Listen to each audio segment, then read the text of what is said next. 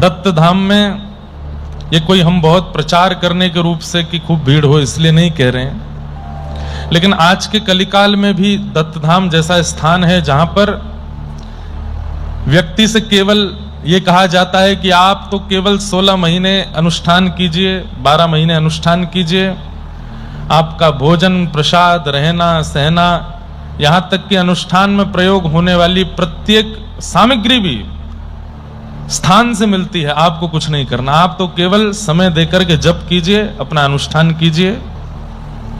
ऐसा कहीं हो सकता है कि कहीं अनुष्ठान करना, अनुष्ठान पुण्य प्राप्ति के लिए होता है, अनुष्ठान भगवत प्राप्ति के लिए होता है, अनुष्ठान अपने मानवत्व को श्रेष्ठ करने के लिए होता है।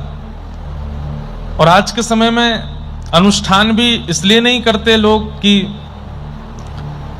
समय और धन और तन तीनों की आवश्यकता है, तन को भी लगाना पड़ेगा, धन को भी लगाना पड़ेगा और समय तो चाहिए ही चाहिए। लेकिन महाराज जी कहते हैं आप केवल तन और समय दे दीजिए, धन की व्यवस्था हम अपने आप कर लेंगे, दत्त धाम से हो जाएगी। ये बहुत छोटी बात नहीं है, बहुत बड़ी बात है। एक बार मुझे याद है कि हमारे मंदार जी का मुझे फोन आया था और उन्होंने मुझसे कहा था कि महाराज जी की एक आज्ञा है, आप यदि मंच से कहें तो, कि जो भी धनी मानी लोग हैं, जहां जहां उनकी प्रॉपर्टी है, वहां वहां वे लोग वैदिकों के लिए एक ऐसा स्थान बना दें कि जब जब वैदिक जन यात्रा पर जाते हैं तो रास्ते में कोई भी स्थान ऐसा नहीं है जहां पर वे लोग अपनी संध्या वंदन कर सकें, विश्राम करना चाहें तो कर सकें। होटल में वे लोग जाएंगे नहीं, वहां वे लोग कुछ खाएंगे पिएंगे नहीं। अब वैदिकों के लिए कितना कठिन होता है यात्रा करना, क्योंकि यात्रा में वैदिक को जैसे नियम चाहिए वैसे नियम भारत में ही नहीं है। जहां का वेद है वहीं ऐसी व्यवस्था नहीं है कि वैदिक एक स्थान से दूसरे स्थान पर जाना चाहे तो स्वच्छंद जा सकता ना, रास्ते में कोई व्यवस्था ही नहीं। सामान्य होटलों पर वे जाएंगे नहीं, कुछ भी वे खाएंगे नहीं, किसी भी रसोई का वे ले नहीं सकते। संध्या वंदन करने के लिए बैठे तो कहीं छांव नहीं, कहां जाएं। तो महाराज जी ने हमसे कहा था कि आप एक बार निवेदन करना कथा में कि जो भी ऐसे लोग हैं जिनकी खूब जो अपने प्रभाव से प्रभावशाली हैं, वे कम से कम अपने स्थान पर एक ऐसा नियोजन करें कि वैदिकों के लिए सदा वो खुला रहे, वहां पर शुद्ध जल हो, शुद्ध व्यवस्था हो, ताकि वैदिक जाके वहां संध्या वंदन कर सकें। और वो तो आपसे मांग के पाएंगे भी नहीं, स्वयं बना करके पालेंगे, बस एक स्थान जैसा हो। सोचने को तो ये बात होनी चाहिए, पर हमारे यहां मात्रा पर चला जाता है, मात्रा भोगियों की जाता है, इसलिए भोगियों के अनुसार रास्ते में व्यवस्थाएं हैं। वैदिकों के लिए उत्तम व्यवस्था इतनी ज्यादा नहीं है। लेकिन संभवतः यहां रह करके महाराज जी के सन्निधि में सब वैदिकों को देख करके लगता है कि यहां से ये पहल शुरू होगी तो श्री ठाकुर जी निश्चित ही कभी ना कभी ऐसी व्यवस्थाएं भी कराएंगे कि वैदिकों की संख्या इतनी हो जाए कि सरकार को बनाना पड़े, सरकार को नियोजन करना पड़े कि भाई वैदिक भ्रमण के लिए निकलते हैं, वैदिक अपनी यात्रा पर निकलते हैं तो रास्ते में उनकी व्यवस्था भी है।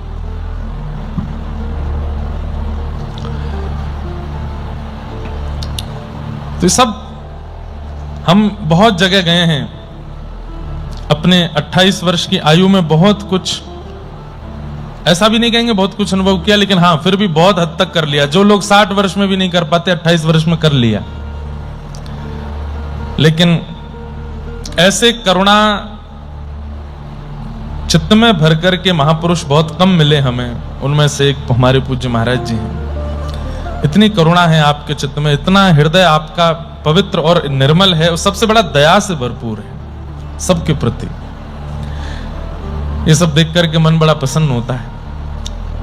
इससे बड़ा दंड क्या है? यही तो बताइए, यहाँ चेस खेलने पर अगर हार जाओ तो पुरस्करण करना पड़ेगा। उस पुरस्करण का खर्चा भी महाराज जी करने वाले हैं, हरा करके भी खर्चा महाराज जी ही करेंगे।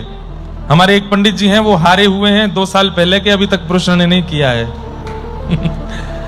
लेकिन महाराज जी पता नहीं कब भागवत जी कृपा करेंगे। वृंदावन में रहते हैं, प्रेम लक्षणा भक्ति से युक्त हैं। कल हमसे कोई पूछ रहा था कि क्या वैदिक क्रम इतने आवश्यक हैं, प्रेम लक्षणा भक्ति नहीं चलेगी? हमने कहा यहां जो कुछ भी किया जा रहा है वो प्रेम युक्त ही है, उसमें और है क्या? सुबह से शाम तक आपको मौन रहने के लिए इसलिए नहीं बोला जा रहा है कि आप एक दूसरे को दिखाओ कि देखो मैं मौन हूं। मौन रहने का मतलब है मनन चलता रहे चित्त में। मौन रहने का मतलब ठाकुर जी का स्मरण करते रहो। अलम विषय वार्ताया, विषय वार्ता मत करो, भगवत भाव चित्त में चलाते रहो, भगवत स्मरण करते रहो। यहां पर जो नियम दिए गए हैं वो नियम भी इसलिए दिए गए हैं कि उन नियमों से आप भगवत स्मरण ही करते रहो, और कुछ करो ही मत, अपने ठाकुर जी का स्मरण करते रहो सुबह से शाम तक। और हम कर ही क्या रहे हैं? कभी कभी ऐसा लगने लगता है कि गंगा जी हम ही तो नहीं है, इतने पवित्रता का अनुभव होता है। ऐसे पवित्र हो गए कि हम कहीं छू देंगे तो वो पवित्र हो जाएगा। त्रिकाल स्नान कर रहे हैं, त्रिकाल संध्या कर रहे हैं, वैदिकों के हाथ से निर्मित प्रसादी पा रहे हैं, गोबर में लेट रहे हैं, मिट्टी में सो रहे हैं। और महाराज जी दुनिया में कहीं और टेम्परेचर अगर 18 से कम है ना, ज्यादा है, इसी का तो विचलन होती है, कम करो इसको, 18 पे ही रहने दो। यहां पर गर्मी में भी सुख मिलता है, यहां पसीने में भी सुख मिलता है, धूप में भी आनंद मिलता है। सबको मिलता है कि नहीं पता नहीं, हमें तो मिलता है, और हम जैसे औरों को भी कईयों को मिलता है। तो बहुत सुख मिल रहा। हमारा तो भैया सबसे अपने परिकर से भी प्रार्थना है और यहां आए हुओं से भी प्रार्थना है कि मैं कुछ अनुभव कर पा रहा हूं, इसलिए आपसे कह रहा हूं। गोदावरी जी त्रिकाल स्नान कीजिए। पावन तुझे नीर गंगे, पावन तुझे नीर। पावन है श्री गोदावरी जी का जल। मौन रहिए। हम सुबह से अब बोले हैं मंच पे बैठ के, या जब महाराज जी ने आज्ञा की थी कि कुछ गाओ तो चंदन यात्रा का एक पद गाया था। व्रत दो ही चीजों के होते हैं, या तो अन्न का व्रत होता है या मौन व्रत होता है। क्यों? इन दोनों से ही व्यक्ति की आयु घटती है, इन दोनों से ही व्यक्ति की मस्तिष्क में विकार आते हैं, इन दोनों से ही मन बिगड़ता है, मन संवरता है। ये दो ही हैं हमारे जीवन को संवारने और बिगाड़ने वाले, अन्न और शब्द। इन दोनों का यदि व्रत कर लिया जाए तो व्यक्ति वैदिक जैसा ही हो जाता है। मैंने कहा ना गंगा जैसी फीलिंग आती है कभी कभी, हम पवित्र हैं इतने। मौन रहिए, शब्दों को। अच्छा एक बात और बताऊं आपको, महाराज जी शायद मेरी बात से राजी होंगे। मौन रहने से एक काम और होता है, जब आप भगवत स्मृति में मौन रहते हो, स्मरण भगवत भाव का चलता रहता है, तो शब्द प्रकट होते हैं मन में। अब बोल तो रहे नहीं है, तो भीतर ही भीतर वे कविता के रूप में, भीतर ही भीतर वे छंद के रूप में, भीतर ही भीतर वे सुंदर अनुष्ठान, संस्कृतज्ञ हैं तो कोई श्लोक के रूप में परिवर्तित हो जाते हैं। शाम को पंचपदी में कभी कभी महाराज जी के द्वारा रचित पद गाए जाते हैं। कल भी गाया गया था, 2-3 पद महाराज जी के रचना के गाए गए।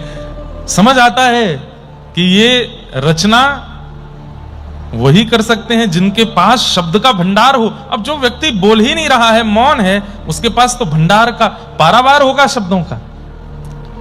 और फिर जब वो कुछ लिखने बैठता है तो कुछ ऐसा लिखता है कि सुनने वाला भगवत स्मृति और भगवत भाव से तुरंत संपर्क में आ जाता है। तो थोड़ा मौन रहिए। 15 ही दिन है, हम तो मास भर भी यहां कर चुके कथा, 1 मास तक भी इन नियमों का पालन कर चुके, लेकिन 15 दिन भी कर लो तो बहुत कुछ है। कीजिए, जरूर कीजिए। गंगा जी का जल अभी रुका हुआ है, हम स्नान नहीं कर रहे, काले पड़ जाएंगे। कईयों को तो महाराज जी बड़ी इस बात की बहुत चिंता है कि हम काले पड़ जाएंगे। कोई ब्याह करने वाला तो है नहीं, है काले हो चाहे गोरे, होगा उसी से जिससे होना है। हमारे परिकर में तो कई हैं बिल्कुल अमावस्या की रात्रि फिर भी नहीं जा रहे नहाने। क्यों? कारे पड़ जाएंगे हम।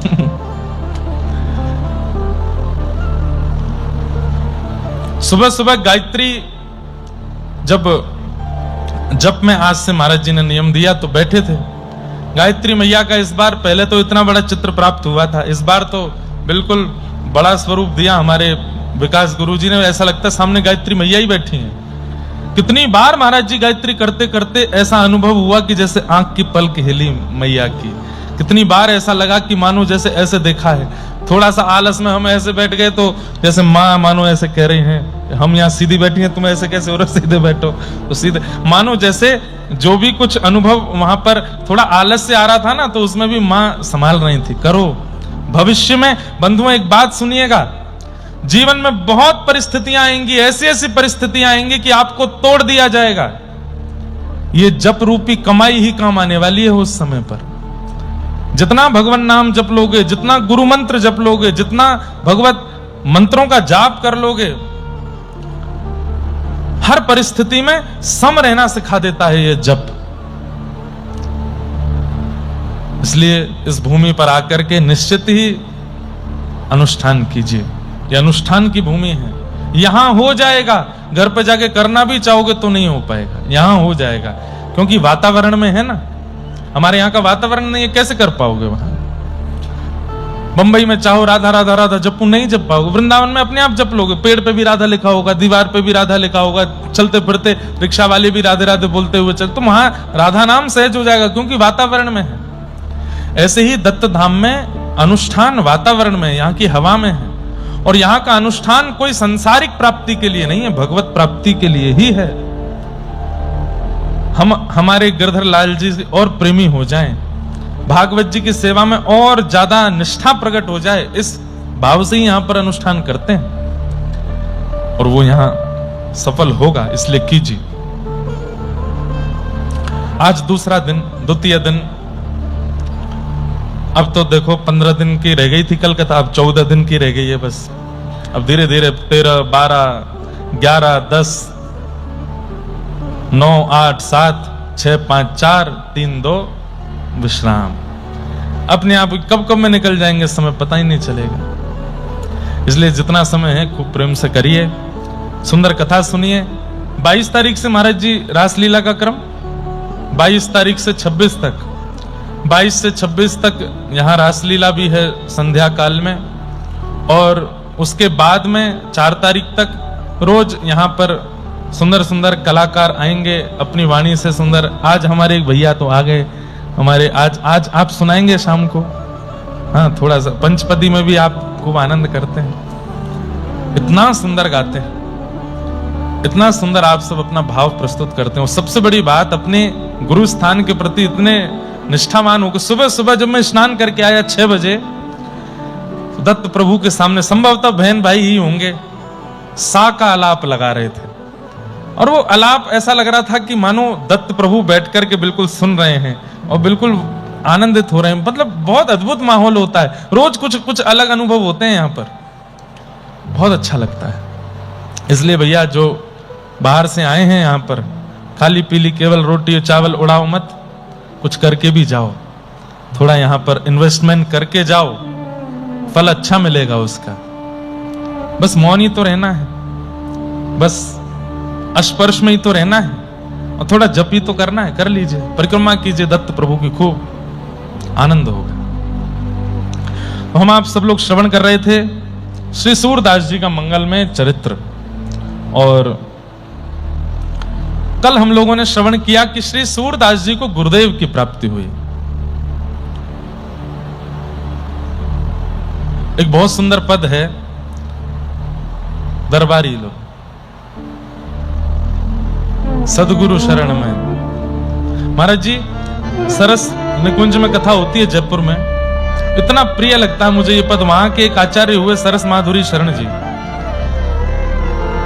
उन्हीं आचार्य परंपरा में एक हुए, उन्होंने गजलें भी लिखी हैं और सुंदर सुंदर मतलब आधुनिक रूप में कई गजलें भी लिखी हैं और क्या बोलते हैं, ठुमरियां भी लिखी हैं, बहुत कुछ लिखा है। बहुत बहुत संग्रह है सरस निकुंज के पास, जहां गिरधर लाल जी का ब्याह हुआ है। मतलब हमारी जो श्री जी हैं वो वहीं से आई हैं। उनके यहाँ का एक पद है, तीसरा वो लो, ऊपर वाला लो, बस 2 पंक्ति सुना रहा हूं, अच्छा लगता है मुझे।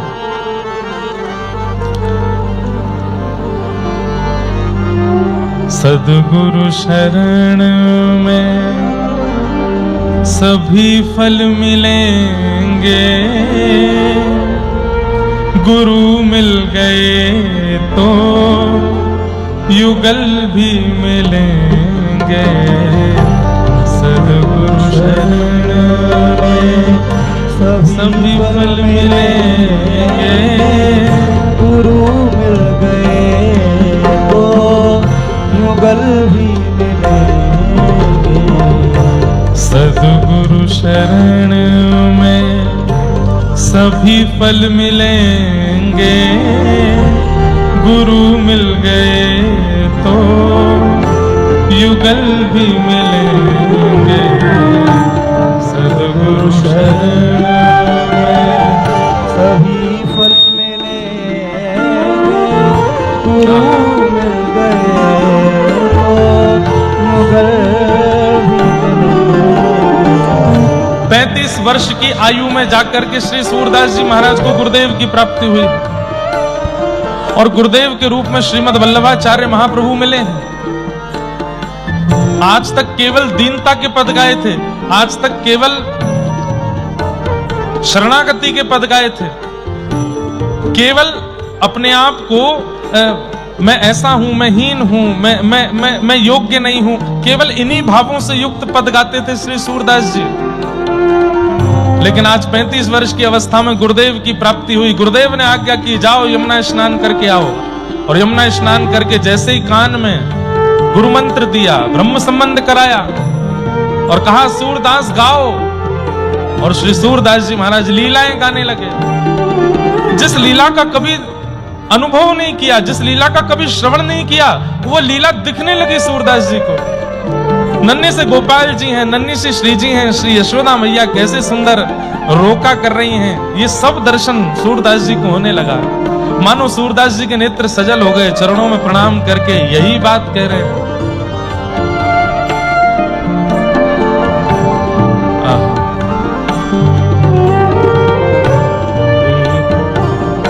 सद्गुरु शरण में सभी फल मिलेंगे, गुरु मिल गए तो युगल भी मिलेंगे। सद्गुरु शरण में सभी फल मिलेंगे, गुरु मिल गए तो युगल भी मिलेंगे। सभी मुश्किलें अब तो आसान होंगी, सभी मुश्किलें अब तो आसान होंगी, सभी मुश्किलें अब तो आसान होंगी, सभी मुश्किलें अब तो आसान हो सभी मुश्किलें अब तो आसान होंगी, सभी मुश्किलें अब तो आसान होंगी। हमारी समस्याओं के हल मिलेंगे, गुरु मिल गए तो युगल भी मिलेंगे। हमारी समस्याओं के हल मिलेंगे, गुरु मिल गए तो युगल। और सबसे बढ़िया पंक्ति, मनोरथ सफल होंगे, घबराना है दिल, मनोरथ सफल होंगे, घबराना है, मनोरथ सफल होंगे, घबराना है दिल, मनोरथ सफल होंगे, घबराना है। न प्रीतम मिले आज तो कल मिलेंगे, गुरु मिल गए तो युगल भी मिलेंगे। न प्रीतम मिले आज तो कल मिलेंगे, गुरु मिल गए तो युगल भी मिले। ओ गुरु मिल गए तो युगल भी मिलेंगे। ओ गुरु मिल गए तो युगल भी मिले। सदगुरु जीवन में आ गए हैं तो बस अब चिंता मत कीजिए। गुरु मिलने के बाद भी अगर प्रतीक्षा बढ़ती जा रही है, ठाकुर जी क्यों नहीं मिल रहे, क्यों नहीं मिल रहे, महीना निकल गया, 6 महीना निकल गया, 1 वर्ष निकल गया, 2 वर्ष निकल गया, गुरु दीक्षा लिए, अभी तक ठाकुर जी क्यों नहीं मिले? कितनी सुंदर बात कहते हैं, मनोरथ सफल होंगे घबराना ऐ दिल, मनोरथ सफल होंगे घबराना ऐ दिल, न प्रीतम मिले आज तो कल मिलेंगे, गुरु मिल गए तो युगल भी मिलेंगे। महाराज जी, हमको तो हमारी गुरु दीक्षा की याद है। 2015 में जब पूज्य पिताजी महाराज ने गुरु दीक्षा दी, 20 जुलाई 2015, 12:30 बजे दीक्षा दी और 3 बजे हम व्यासपीठ पर बैठ गए। मतलब 12:30 बजे दीक्षा हुई और 2.5 घंटे के अंदर ठाकुर जी मिल गए, भागवत जी प्राप्त हो गए, व्यासपीठ मिल गई, कथा कहने को मिल गई, और आज तक मिलते ही जा रहे हैं, कम ही नहीं हो रहे हैं। सबसे पहले तो मिले कब थे, जब जन्म हुआ, कैसे ब्रजमंडल दे दिया, उसके बाद ब्राह्मण कुल में जन्म दे दिया, माता पिता ब्रजवासी, पिताजी कथा के वक्ता, फिर धीरे धीरे बड़े हुए तो वक्ता बन गए, उसके बाद फिर सेवा ठाकुर जी गिरधर लाल जी की प्राप्त हो गई। कितना दे रहे हैं ठाकुर जी, देते ही जा रहे हैं। और इन सब देने के रूप में 2 वर्ष पहले फिर दत्त धाम में कथा हुई, ये भी एक बहुत बड़ा अनुग्रह था। 1 मास की कथा यहीं हुई है और कहीं हो नहीं सकती है। योजना कई लोग बना रहे हैं, कई लोग कह रहे हैं, पर हो नहीं पाएगी। 1 महीने का कहीं समय निकल भी रहा होगा तो हम कहीं और देंगे भी क्यों, यहीं करेंगे और कहीं क्यों जाएंगे। अगर कहीं निकल भी रहा होगा एक महीने का समय तो दत्त धाम ही आना है। फिर और कोई कह भी रहा होगा तो दत्त धाम ही करा लो, वहां अच्छा है, व्यवस्थाएं भी हमारे अनुष्ठान की हो जाएगी। तो ये बात तो सत्य है कि गुरु मिलने के बाद ठाकुर मिलते हैं, लेकिन यदि किसी को नहीं मिले हैं तो निश्चित है गुरु के प्रति अपराध किए बैठा है, इसलिए भगवत अनुभव हो नहीं रहा है। महाराज जी कथा आती है, वैराग्यवती नाम की एक कन्या थी, बचपन से ही वैराग्य की बातें करती थी। घर में उसके पिता राजा, माता रानी, लेकिन माता पिता को भी ज्ञान उपदेश करती थी। 4 वर्ष की अवस्था में पिताजी से कहती है, पिताजी जिस राजगद्दी पर आप शान से बैठते हो, एक दिन आप भी चले जाओगे, कोई और इसका हकदार होगा। पिता बोले, बेटी ऐसी बात क्यों करती है, अपसगुन क्यों बोलते? बोले, सगुन को अपसगुन मान लिया गया, ये सबसे बड़ा दुर्भाग्य है हम लोगों का। हम एक दिन जाएंगे, ये अपसगुन नहीं है, ये तो वास्तविकता है, इसको अपसगुन क्यों कहा? पिता ने घर बना करके बाहर दे दिया, बोले तू महल में मत रहा कर, सबको ऐसी टोकती रहती है। और खुश हो गई, अपने ठाकुर की सेवा करती। बोले बहुत अच्छा है, घर परिवार से दूर एकांत में अपने ठाकुर सेवा में हूं, हे ठाकुर जी कृपा करके जल्दी मुझे गुरुदेव दे देना, एक मेरे जीवन में गुरुदेव भेज देना। तभी एक चोर आया था नगर में, और वो चोरी करने के लिए उचित स्थान ढूंढ रहा था। वैराग्यवती के घर पहुंचा तो खिड़की से सुन रहा था, वैराग्यवती अपने ठाकुर जी से कह रही थी, अब बस जल्दी कृपा करके गुरुदेव मेरे जीवन में भेज देना। चोर ने सोचा ये बढ़िया समय है, सीधी सादी लग रही है, धोती पहनी, तिलक लगाया, गले में कंठी माला पहनी, और हरिनाम संकीर्तन करते हुए चोर पहुंच गया द्वार पे।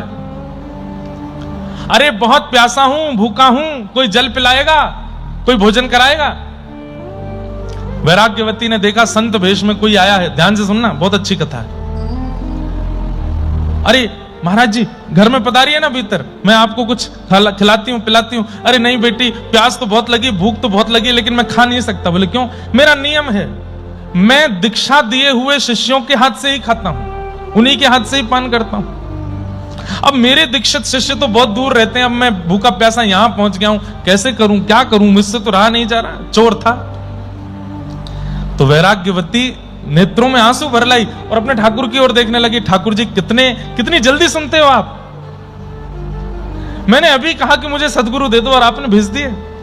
तुरंत चरणों में प्रणाम करके बोली, आप मुझे दीक्षा दे दीजिए, मैं आपकी शिष्या हो जाऊंगी, फिर तो मेरे हाथ से जल पी लोगे ना।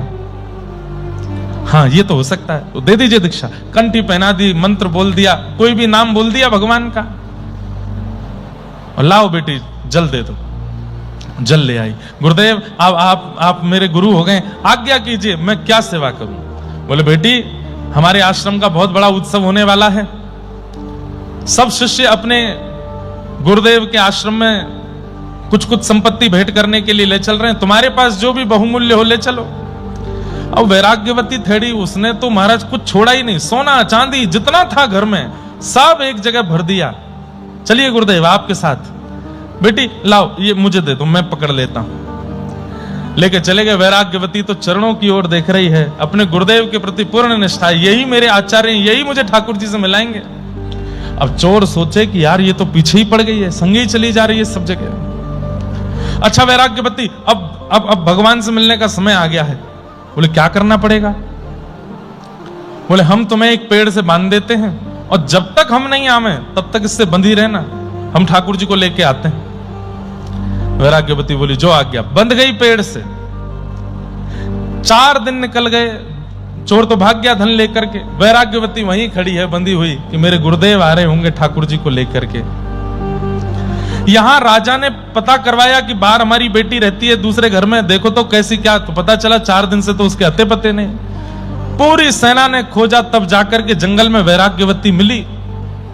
राजा ने कहा, बेटी तू यहां बंधी है। बोले, पिताजी छूना नहीं, मेरे गुरुदेव बांध के गए मुझे, और आप मत आइए यहाँ पे, आप चले जाओ, वो ठाकुर जी को लेके आ रहे होंगे, अभी मैं दर्शन करके निवृत्त होने वाली हूं।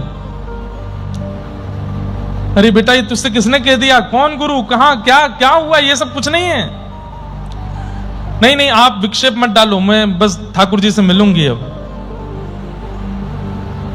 पिता ने जाकर के एक संत से कहा, संत ने समझाया, वैराग्यवती नहीं मानी। और बड़े संत के पास गए तो एक साधु महात्मा बोले, मैं नारद जी को बुला सकता हूं पृथ्वी पर, वो यदि समझा दें तो मान जाएगी।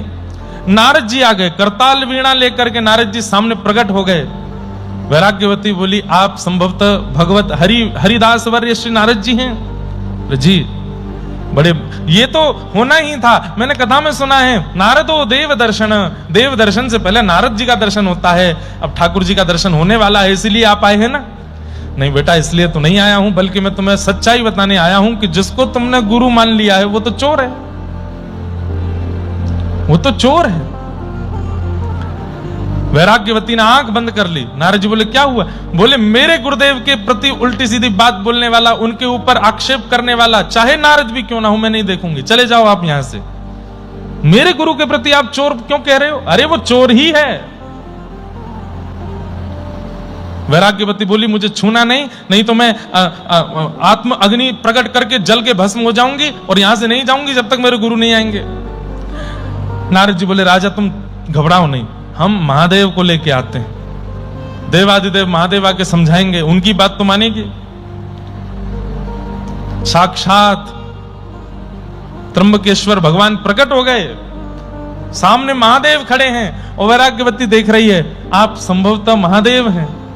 हाँ देवी, बड़ी कृपा, ये तो होना ही था, पहले नारद जी अब महादेव, अब जल्दी ही बस ठाकुर जी का दर्शन होने ही वाला है, इसीलिए तो आप सब आ रहे हैं। बोले, नहीं बेटा, हम इसलिए नहीं आए, हम तो ये बताने आए हैं कि तुम्हारे गुरु जी जो हैं वो चोर हैं। वैराग्यवती ने फिर नेत्र बंद कर लिए। बोले, मैं महादेव को भी नहीं हारूं अगर मेरे गुरुदेव की निंदा करेंगे तो। राजा बोले, नारद जी धरे रह गए, महादेव भी कुछ नहीं कर पाए, मेरी बेटी कैसे ठीक हो।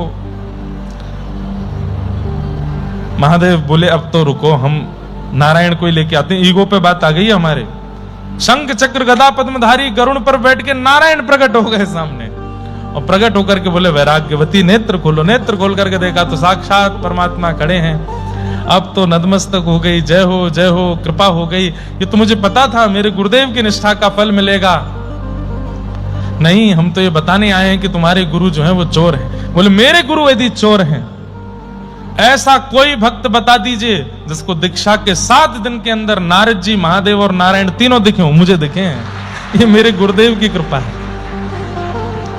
महादेव नारायण ठाकुर जी को देखें, ठाकुर जी नारद जी को देखें, सब संप्रदाय एक तरफ रह गई, सारे गुरु एक तरफ रह गए, चोर भगवान से मिला गया। बताओ, उसको खोज तो लाओ, कहां है?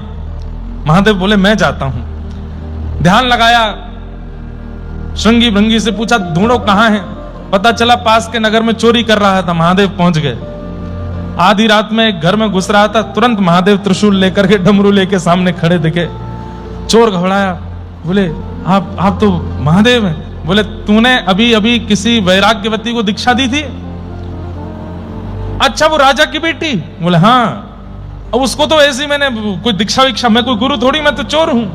वो ऐसे ही नाम दे दिया, ऐसे ही कर दिया। बोले तेरे ऐसे ही करने से उसमें इतना विश्वास जगा गुरु पदवी के प्रति, बंद ही पड़ी है 7 दिन से, चल वहां पर। जैसे ही चोर को लेकर के पहुंचे, ठाकुर जी खड़े हैं गरुड़ पर, नारद जी खड़े हैं, महादेव खड़े हैं, सब महाराज खड़े हैं वहां पर, और वैराग्यवती बंदी है। गुरुदेव के आते ही नेत्रों से झरझर आंसू गिरने लगे। मेरे गुरुदेव, आपकी बड़ी कृपा, आपकी बड़ी अनुकंपा, आपकी बड़ी लीला देखिए ना, सब खड़े हैं मेरे सामने, सबके दर्शन हो गए नाथ। अब बस मुझे कुछ नहीं चाहिए, भगवत दर्शन हो गया। अब तो आप बस अपना चरण मेरे सिर पर पधरा के मुझे मुक्त कर दीजिए। अब चोर भगवान को देखे, भगवान कहें पैर पधराने का मंत्र आता है तुमको? बोले हमें तो कुछ नहीं आता। ठाकुर जी भी हंसने लगे, और हंसते हुए क्या बोले, महादेव यहां गुरु का गुरुत्व नहीं है, पर शिष्य के शिष्यत्व में इतनी निष्ठा है, शिष्य के शिष्यत्व में इतनी पराकाष्ठा है कि सामान्य गुरु के होते हुए भी, अरे नाम के गुरु होते हुए भी उसको भगवत दर्शन हो गया, क्योंकि शिष्य के अंदर गुरु के प्रति विश्वास प्रगाढ़ है, शिष्यत्व विशेष है। और यदि गुरु ही श्रेष्ठ हो जाए तो फिर कहना ही क्या है। अश्रेष्ठ गुरु के जीवन में, वैसे अश्रेष्ठ शब्द गुरु के साथ कभी लगता ही नहीं है। गुरु यदि है तो वो श्रेष्ठ ही हैं।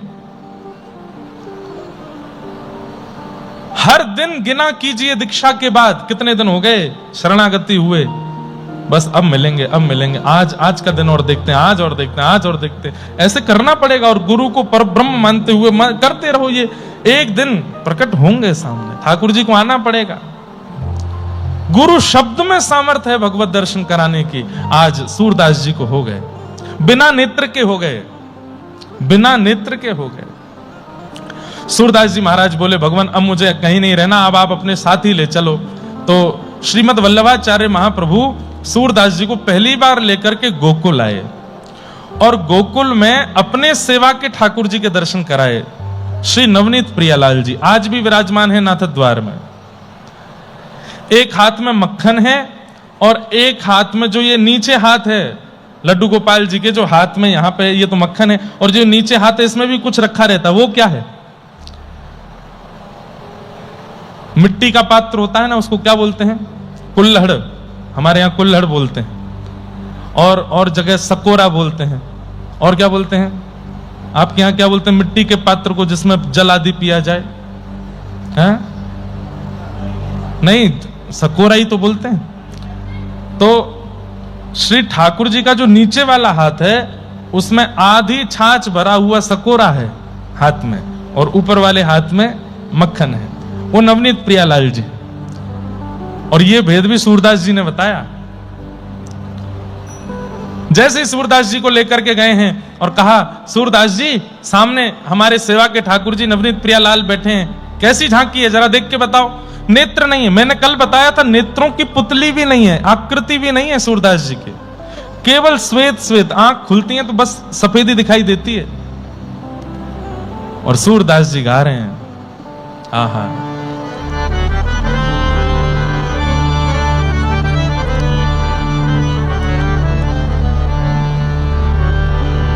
शोभित कर नवनीत लिए, शोभित कर नवनीत लिए। बंधुओं थोड़ी देर के लिए आंखें बंद कर लीजिए, सो मत जाना, आंखें बंद करो। और सूरदास जी को जो दर्शन हो रहा है वो उनके शब्दों से यहीं बैठे बैठे कीजिए, बस शब्द समझने का प्रयास कीजिए। एक हाथ में ठाकुर जी ने मक्खन लिया है, और श्री सूरदास जी उनकी झांकी का वर्णन कर रहे हैं।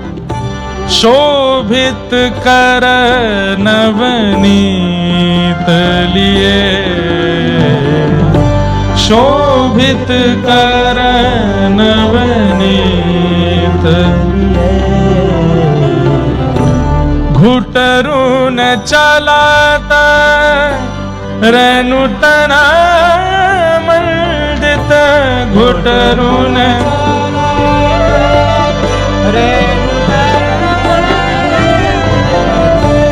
घुटरून चलाता रेणुतन मंडित,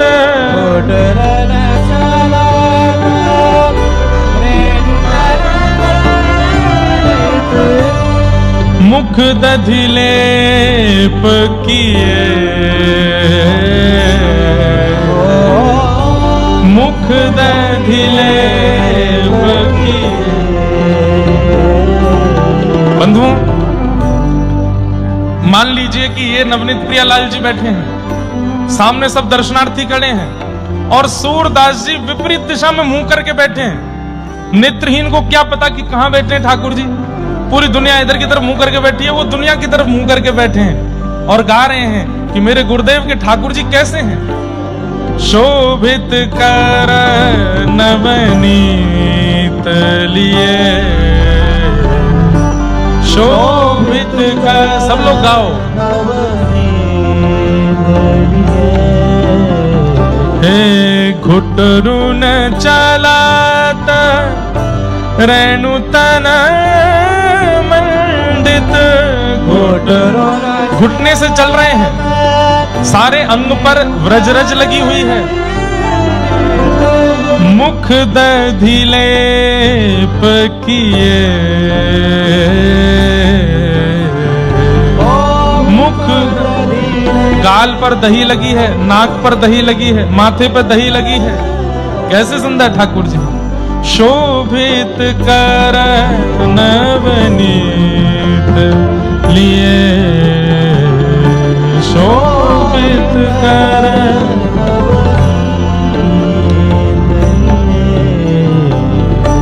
चारु कपोल लोल लोचन, चारु कपोल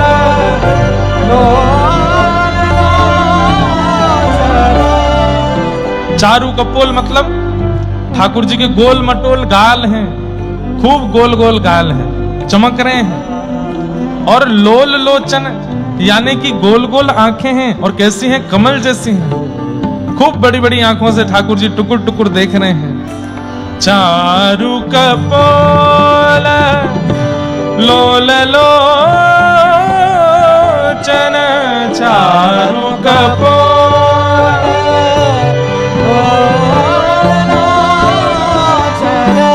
गोरोचन के तिलक किए,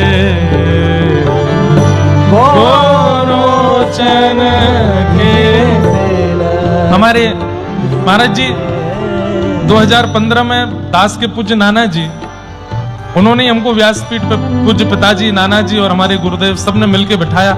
नाना जी होते ना तो यहाँ निश्चित ही रुक जाते, और जैसे मुकुंद काका यहाँ रह करके पूरा पुरुषण हमारे नाना जी भी करते। बहुत अच्छे विद्वान थे, भागवत के व्रज साहित्य के इतने अच्छे विद्वान थे। वे इस पर एक बहुत अच्छी बात कहते थे, बोले लाला यहाँ पे सूरदास जी कह रहे हैं गोरोचन तिलक किए। गोरोचन जो होता है वो गाय के माथे में होता है अंदर, और कभी कभी गैया के भीतर से गोरोचन निकल के आता है जिसमें इत्र जैसी सुगंधी होती है। लेकिन हमारे पूज्य नाना जी बोले अब गोरोचन समझाना मुश्किल होगा, लेकिन यहाँ जो झांकी बनती है कैसी, अभी थोड़ी देर पहले कह रहे हैं कि दधि मुख लेपत दही मुख पर लगा रखा है, और अब कह रहे हैं कि गोरोचन तिलक किए। तो इसकी झांकी कैसे बनती है? मैंने कहा कैसे बनी नाना जी? बोले यशोदा मैया अपनो श्रृंगार करे तो एक सफेद बिंदी लाल बिंदी, सफेद बिंदी लाल बिंदी, सफेद बिंदी लाल बिंदी, ऐसे पत्रावली बनावे। लाला रोज देखे और कन्हैया के मन में आवे जे मैया तो इतनी बढ़िया बिंदी लगावे, मैं कऊ दिना लगाऊंगो। सो आज ठाकुर जी दही हाथ में लेकर के और गौशाला घुटमुन घुटमुन चल के पहुंच गए तो एक बिंदी तो दही की लगा रहे हैं और एक बिंदी गोबर की लगा रहे हैं, फिर एक बिंदी दही की लगा रहे हैं और एक बिंदी गोबर की लगा रहे हैं। तो दही गोबर दही गोबर दही गोबर ऐसे ठाकुर जी ने अपने हाथ से अपने मुख पर लगाई हैं। अच्छा, 1.25 वर्ष के हैं ठाकुर जी इस लीला में। 1.25 वर्ष का बालक कोई स्पष्ट बिंदी तो नहीं लगा सकता। एक बिंदी यहां लगाते हैं, एक बिंदी यहां लगा ली है, एक बिंदी यहां लगा ली है, एक तो ऐसे गोरोचन का तिलक किया है। अब इसमें आश्चर्य की बात क्या है? बोले क्या? नेत्र वालों को ऐसा दर्शन नहीं हो रहा, पर बिना नेत्र वाला सूरदास गा रहा है और वो वहीं देख करके अनुभव करके बता रहा है। गोरोचन के तिलक किए, गोरोचन के तिलक किए, शोभित कर नवनीत लिए, शोभित कर नवनीत। झांकी बनाते जाइएगा चित्त में।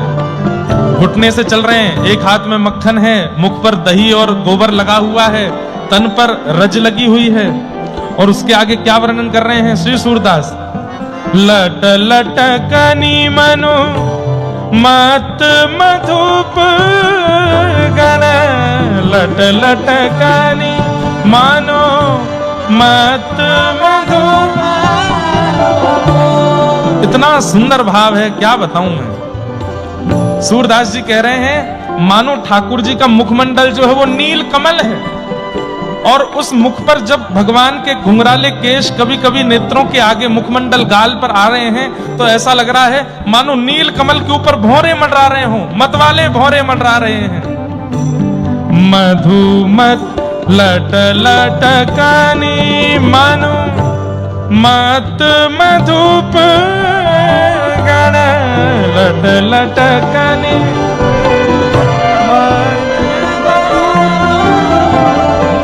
मादक मधु ही पिए, मादक मधु ही।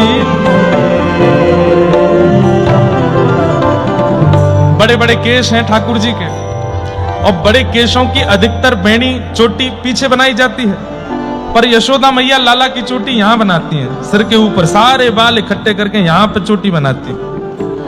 और जैसे ही ठाकुर जी मुख पर घी लगा के, दही लगा के, गोरोचन लगा के, हाथ में मक्खन लिए रज में लोटपोट होते हुए चल रहे हैं तो केश तो अच्छे से बंधे ही हैं पर वो अपने आप ही निकल रहे हैं, जानबूझ के निकल रहे हैं और आकर के मानो ठाकुर जी के कपोलों का, ठाकुर जी के मुखमंडल का स्पर्श कर रहे हैं। लेकिन सूरदास जी कह रहे हैं भौरे मंडरा रहे हैं ऊपर, केश बार बार ऊपर आ रहे हैं, हट रहे हैं, आ रहे हैं, हट रहे हैं, लेकिन तभी क्या कह रहे हैं? मत मधुप गण मादक मधु ही पिए। कभी कभी वो केश लहराता हुआ जब गाल पर लगे हुए दही से जाके चिपक जाता है तो ऐसा लग रहा है कि मानो एक भौरा उनमें से मादक हो गया है, एक भौरा उनमें से मतवाला हो गया है और जाकर के उस पुष्प पर बैठ गया है। अब खींचने पर भी, अब निकालने पर भी छोड़ नहीं रहा है पुष्प को, मानो वो केश यहीं अटक गया है गाल के ऊपर। छोटे से लाला, छोटे से कन्हैया अपने हाथ से जब हटाने का प्रयास करते हैं तो हाथ में लगा मक्खन और दही और ज्यादा मुख पे लग जाता है और केश हट नहीं पाता, और ज्यादा आगे आगे आगे। सूरदास जी वर्णन करते हैं शोभित कर नवनीत लिए, शोभित कर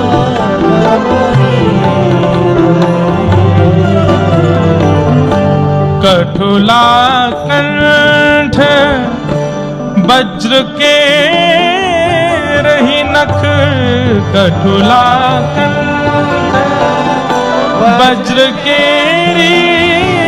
नख, राज तरुचि रहिए, राज तरुचि रहिए। धन्य सूर एक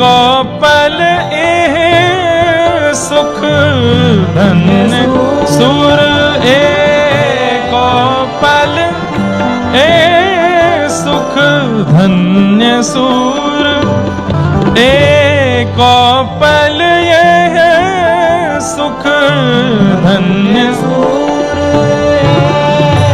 गोपाल सुख सतकल्प क्यों जिए, हाँ सतकल्प क्यों जिए, हे शोभित कर नवनीत लिए, शोभित कर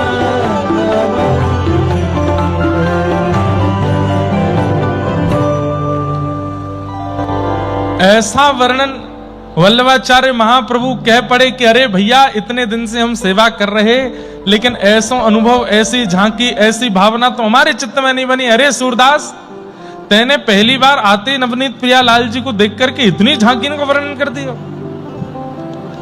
सूरदास जी बोले सब आपकी कृपा है, मोसो मत कहो, मुझे तो कभी होते ही नहीं थे अनुभव। आपने जब से मुझ पर कृपा करके दीक्षा प्रदान की तब से ये सब अनुभव हो रहे हैं। नाथ, सब आपकी कृपा है, आपकी कृपा से ही सब हो रहा है। सूरदास जी गोकुल आए, नवनीत प्रियालाल जी का सुंदर दर्शन किया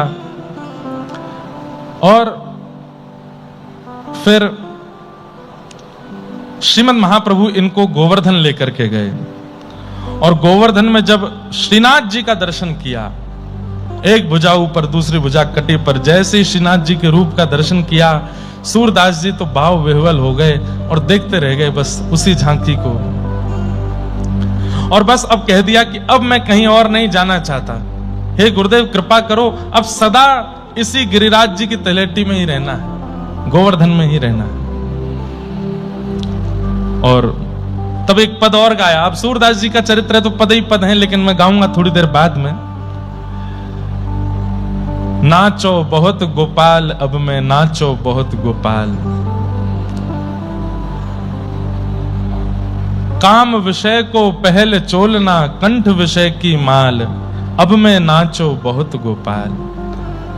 श्रीनाथ जी के चरणों में प्रणाम करते हुए, वंदन करते हुए बोले कि हे श्री जी बाबा, हे श्रीनाथ जी, बहुत नाच लिया अब संसार में, अब कहीं नहीं जाना, अब आप अपनी चरण शरण रखिए, अब मुझे और कहीं मत जाने दीजिए। श्रीनाथ जी की शरण में रहने लगे श्री सूरदास जी। महाप्रभु जी तो यात्राओं पर निकल गए। फिर महाप्रभु जी के पुत्र हुए श्री विठलनाथ जी। सूरदास जी 100 वर्ष से ज्यादा आयु जी करके रहे पृथ्वी पर, और वो भी क्यों, अंत में बताऊंगा मैं इतना लंबा क्यों जिए। विठलनाथ जी की सेवा होने लगी। आप गुरु पुत्र को गुरु समान ही मानते थे, गुरु पुत्र श्री विठलनाथ जी को भी गुरु रूप में ही देखते थे। विठलनाथ जी ने देखा कि अब सूरदास जी थोड़े वयोवृद्ध हो गए हैं, इनको एक सेवक दे दें। गोपाल नाम का एक सेवक दे दिया, गोपाल नाम का एक सेवक दिया। सूरदास जी अब उस गोपाल सेवक की हाथ पकड़ के चलते थे, उसी के संग ही बैठते थे, वही खिलाता था, पिलाता था, सब क्रिया वही करता था। एक दिन की बात, श्री सूरदास जी भोजन कर रहे थे और गोपाल आकर के थाली लगा जाता और हाथ पकड़ करके स्पर्श करा देता, यहाँ रोटी है, ये सब्जी है, ये कढ़ी है, ये पकौड़ी है, ये मिष्ठान है, ऐसा सब बता देता। सूरदास जी बोले जल कहाँ है? तो बोले बाबा जल तो लायो नहीं मैं, रुक जाओ अभी ला रहा हूं, आप प्रसाद पानो शुरू करो, मैं जल लेके आऊं। अब वो तो मन चला बालक, जैसे ही बाहर गया तो बाहर खूब सारे बच्चे खेल रहे थे, उन्होंने गोपाल को बुला लिया तो उनके संग खेलने चला गया, वो भूल गया कि भीतर जल दे के आना है। सूरदास जी ने धीमे धीमे रोटी सब्जी सब पाना शुरू किया। पाते पाते पाते कवल कंठ में फंस गया और ऐसे फंसा कि महाराज बस अब तो स्थिति ये कि आवाज नहीं निकले। गोपाल गोपाल बोल तो रहे थे लेकिन बोल नहीं पाए। अब तो खांस खांस के बुरा हाल, जल मिले नहीं। सूरदास जी बेचारे नेत्र है नहीं, कहां ढूंढने जावे अब जल। अरे गोपाल कहां है भैया, जल्दी जल्दी जा भैया। बोल नहीं पाते हैं, फिर रुक जाता है गला, कंठ अवरुद्ध हो जाता है, श्वास रुक जाती है। उस गोपाल ने तो नहीं सुना, लेकिन गिरिराज जी के ऊपर बैठे हुए गोपाल जी ने सुन लिया। बोले मेरो सूरदास बेचारो कहीं पधार नहीं जाए। सो अपनी सोने की झारी लेकर के ठाकुर जी भागे और ठाकुर जी भाग करके गए और सूरदास जी जिस चौकी पे बैठे थे वहां जाकर के अपनी झारी रखी और अचक से सूरदास जी का हाथ उठा के झारी पकड़ा दी। अब ऐसी स्थिति में व्यक्ति ये नहीं देखता किसने हाथ पकड़ा, अब वो भी नेत्रहीन। जल मिला, तुरंत लेकर के उसको पीने लगे, उसका पान करने लगे, कंठ की जो स्थिति उसको ठीक करने लगे। ठाकुर जी चले गए। गोपाल आया, बड़ा डरा डरा सहमा सहमा सा जल का पात्र लेकर 2 घंटा बाद आया। यहां तो सूरदास जी प्रसाद आदि पा करके प्रेम से हाथ वाथ पहुंच करके बैठे थे, चिंतन कर रहे थे ठाकुर जी का। इतने में गोपाल आयो, बाबा मुझको क्षमा कर दियो, नहीं विलंब है गयो मुझको आवे में, आपने जलपान कियो कि नहीं, लो जल ले लो। सूरदास जी बोले, अरे का बोले लाला, अरे पी तो लियो जल, तेने पिवाए तो दियो मुझको। गोपाल बोलो, मैंने नहीं पिवाया बाबा, मैंने तो कोई जल दियो ही नहीं, मैं तो पात्र लेके अभी आयो। अरे पात्र मेरो गले में कवल फंस गयो, तेने हाय के हाथ मेरो पकड़ायो तभी तो मैंने पियो। गोपाल ने पीछे मुड़ करके जब चौकी की ओर देखा तो सोने की झारी रखी है। सूरदास जी बोले, हाँ, अरे ये सोने की झारी यहां कहां से आई? अरे मैं सत्य बता रहा हूं, मैं तो बाहर खेलवे में लग गयो, मैं जल पिलावे नहीं आयो, कौन आयो? सूरदास जी के तो नेत्र सजल हो गए। अरे भक्त वत्सल दीन दयाल गोपाल प्रभु, अरे मैं गोपाल गोपाल कह के गलो पकड़ के बैठो या मारे, अरे मुंह तो पतो चल गए, सोने की झारी है। बोले हाँ, नेत्र सजल। बोला मुकु दे जल्दी, झारी लेकर के शीश से लगा में, फिर सुगंध ले में, वहां में से सुंदर पे सुगंध आ रही है। बोले अरे ये तो श्रीजी बाबा की है, चल भैया लाठी लेके चलो ऊपर गिरिराज जी पे, गुसाई जी को देख के आ जाए वापस। झारी मांझ मूझ करके लेकर के गए, रोते जा रहे हैं रास्ते भर। कितने कृपालु हैं नाथ, कितनी कृपा करते हैं, कितना अनुग्रह करते हैं। ऊपर पहुंच गए, गुसाई जी जैसी ही झारी दिखाई, बोले अरे ये तो श्रीजी बाबा की झारी है।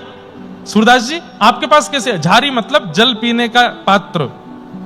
आपने गिरधर लाल जी के पास भी झारी जी दर्शन किए होंगे, उसमें ऐसे एक स्रोत निकला रहता है जलपान का।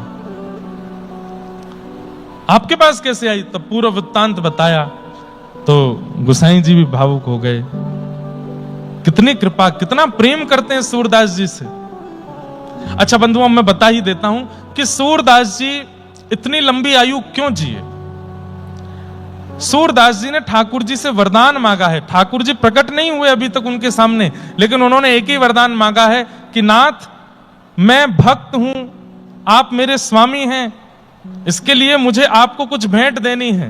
क्या भेंट देनी है? कम से कम 1.25 लाख पद लिख करके आपको भेंट देनी है। जब तक 1.25 लाख की संख्या पूरी ना हो जाए मेरे प्राण मत हरण करना। सूरदास जी नित्य पद रचना करते हैं, इसलिए ठाकुर जी हर स्थिति में उनकी रक्षा करते हैं ताकि उनकी जो मन की भाव है पूरे हों। बड़ी कृपा, रोते रहे मंदिर में थाड़े थाड़े। कितनी कृपा करते हो नाथ, कितने दयालु हो आप। कुटिया आए थे मेरी, मुंह को जल पिवाए के चले गए। नेक यासों ज्यादा कृपा काऊ दिना मुंह पे कर दियो नाथ, तो बड़ भाग मानूंगा अपने। अब तो ठाकुर जी को इतने प्रिय लग गए सूरदास जी। सूरदास जी अपनी कुटिया में बैठ करके गाते हैं और ठाकुर जी नित्य सुनने के लिए जाते हैं। ऐसे जाते हैं कि सूरदास जी को पता ना चले। एक बार सूरदास जी बहुत सुंदर एक पद गा रहे थे। तेरो मुख नीको की मेरो राधे प्यारी। क्या भाव है। ठाकुर जी दर्पण हाथ में लेकर के बैठे हैं और श्री प्रिया जी से कह रहे हैं कि हे प्रिया जी, या दर्पण में देख के नेक बताओ तो मैं सुंदर हूं कि आप ज्यादा सुंदर हो। आहा, सूरदास जी वर्णन कर रहे हैं। इतने में ही ऊपर गिरिराज जी पर बैठे हुए श्रीनाथ जी मचल गए। अरे ये मेरी अंतरंग लीला ये सूरदास को कैसे पतो? मैं श्री जी के संग कहां लीला करूं, ये सूरदास को कैसे पतो? दोपहर 12-1 बजे का समय, राजभोग आरती के बाद मंदिर बंद हुआ था। तुरंत श्रीनाथ जी खिड़की से निकल के जाने लगे। किशोरी जी प्रकट हो गई, कहां जा रहे हो? ठाकुर जी बोले कहीं नहीं, बस यहीं जा रहा हूं पास में। वो सांची बताओ कहां जा रहे हो? अरे एक अपने सखा के पास जा रहा हूं। अकेले जा रहे हो? और मैंने देखा है तुम रोज दोपहर में चले जाओ 12-1 बजे। गुसाई जी से शिकायत करूंगी तुम्हारी, रोज चले जा मैं। अरे नहीं गुसाई जी तो कछु मत कही हो, एक शर्त पे बोले का मोए भी लेके चलो। नहीं नहीं नहीं आप मत चलो। क्यों? अरे श्यामाजू आप बहुत निर्मल हृदय की हैं, आप बहुत दयावंत स्वभाव वाली हैं, बहुत जल्दी कृपा करुणा करने लगे। और इतनी जल्दी करुणा करनी नहीं है, इतनी जल्दी कृपा करनी नहीं है, मैं अपने आप देख लूंगा, आप यहीं रहो। तो ठीक है आप जाओ, मैं गुसाई जी से कह दूंगी कि आप तो कपाट बंद करके जामे, तुम्हारो लाड़ लो खिड़की में तो भाग जाए। ठाकुर जी कलिकाल में बंधुओं अपने अर्चक से डरते हैं। डरते हैं मतलब इसका सेंस यह है कि इतना प्रेम करते हैं कि उसके आज्ञा के बिना कुछ नहीं करते। हम अपने सेवा के ठाकुर जी को बाहर ले जाना चाहें तो ही वो जाएंगे, उनकी इच्छा हो जाए तो नहीं जाएंगे। हम अपने सेवा के ठाकुर जी को आम पवाना चाहें तो मेरी इच्छा होगी तो ही ठाकुर जी पाएंगे, नहीं तो नहीं पाएंगे। मैं अपने ठाकुर जी को नीले वस्त्र, हरे वस्त्र, जो मैं चाहूं वही पहनेंगे, अपनी इच्छा से नहीं पहनेंगे। इसलिए कलिकाल में बंधुओं कम से कम ठाकुर जी जितना प्रेम आपको देते हैं उतना उनको दो। वो स्वेच्छा से कुछ नहीं करते, सब आपकी इच्छा से करेंगे। ऐसे ही आप भी उनकी इच्छा से रहना शुरू करो। एक और बहुत सुंदर पद याद आ गया है सूरदास जी का ही, जैसे राखो तैसे रहूं, जैसे राखो तैसे गाइए। हे जैसे राखो तैसे रहूं, जैसे राखो तैसे रहूं। मैंने कल भी कहा